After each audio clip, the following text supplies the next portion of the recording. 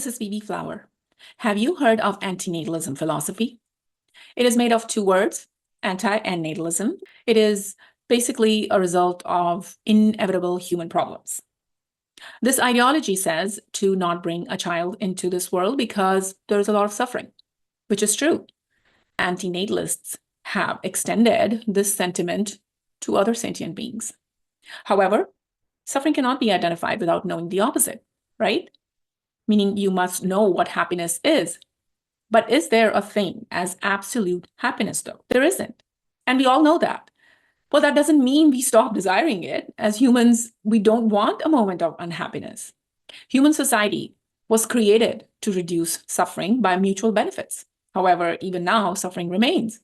We still have to work to support ourselves. And since there are so many of us, we face competition as the resources and opportunities are limited. And this tells me that the population is the root cause of our problems. But does that mean there was less suffering when the population was way below the current mark? No, there wasn't.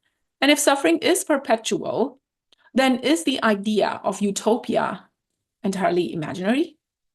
I mean, suppose we somehow bridge the gap between population and resources. In that case, we will achieve a balance and no one will suffer from human problems. But sadly, that's not possible. Despite what our politicians promise in every election, things never change. Sufferings never go away. We continue to struggle, no matter our economic status or physical and mental health. Is antinatalism philosophy the only way to end suffering then? Or is it escapism?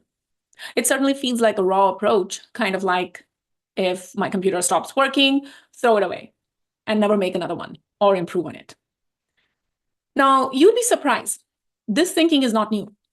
Buddha, who's also Siddhartha Gautam, before he became Buddha, he was known as that.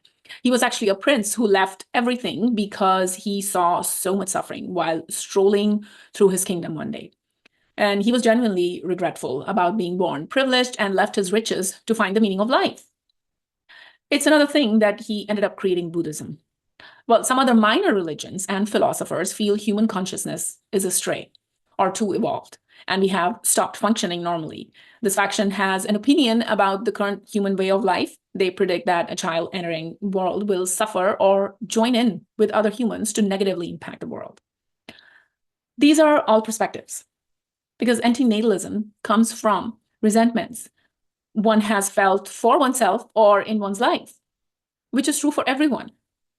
But this philosophy comes from people who didn't want to be born themselves for whatever reason. Isn't it against the two tenets of life, survival and procreation? I mean, their observations and experiences say humanity is beyond hope, and that humanity somehow harms the world or is against the natural flow. The fantastic solution to this problem is to not procreate. Please bear in mind that antinatalism is not about abortion or killing humans. We don't have the right to speculate on behalf of other sentient beings with whom we cannot communicate. I also don't understand that what right we have to predict how a child will suffer if they were ever to come into this world. But then again, to each their own. Thank you.